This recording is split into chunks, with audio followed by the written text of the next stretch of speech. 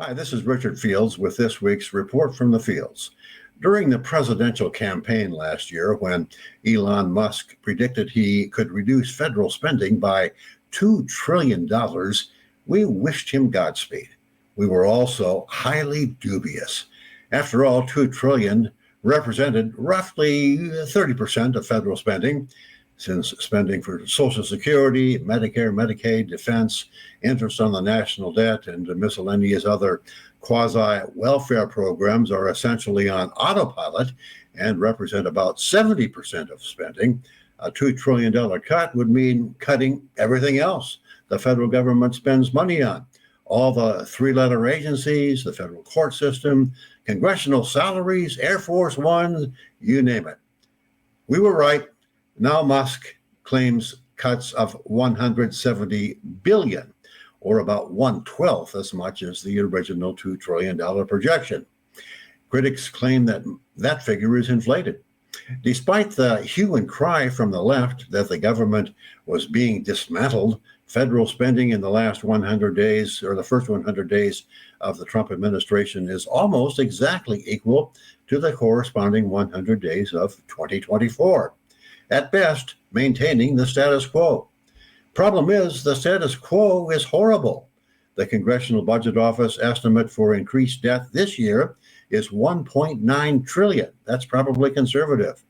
Then that's after the Musk Doge cuts. And about half of that is interest.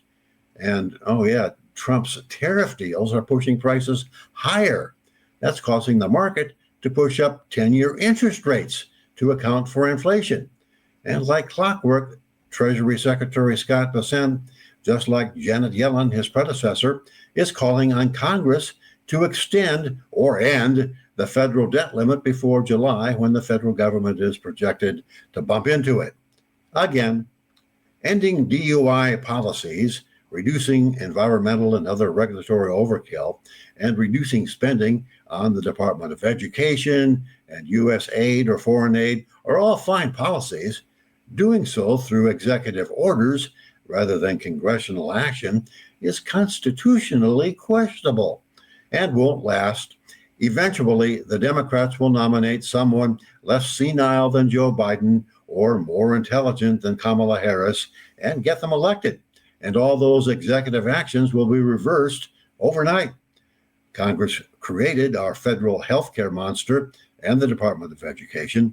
It's not coincidence, it's causal that inflation in education and healthcare have far outpaced inflation in the rest of the economy. It's also causal that the quality of healthcare and education have both declined. Both houses of Congress are controlled by Republicans. They could simply repeal Obamacare and LBJ's monsters, Medicare and Medicaid, and Jimmy Carter's Department of Education. In short order, we'd have much better market-driven healthcare at much lower prices, and student test scores would start to increase again, and the federal budget would be much closer to balance. Will that happen? Of course not. Republicans would much rather campaign against waste, fraud, and abuse than actually eliminate it.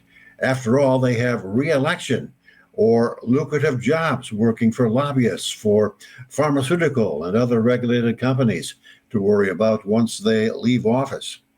It will take a fiscal crisis the size the Peronists created in Argentina before Congress or the voters do anything about our inherent structural problems.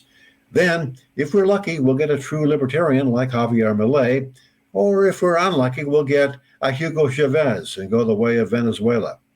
Are you feeling lucky? That's this week's Report from the Fields. I'm Richard Fields. See you again next week.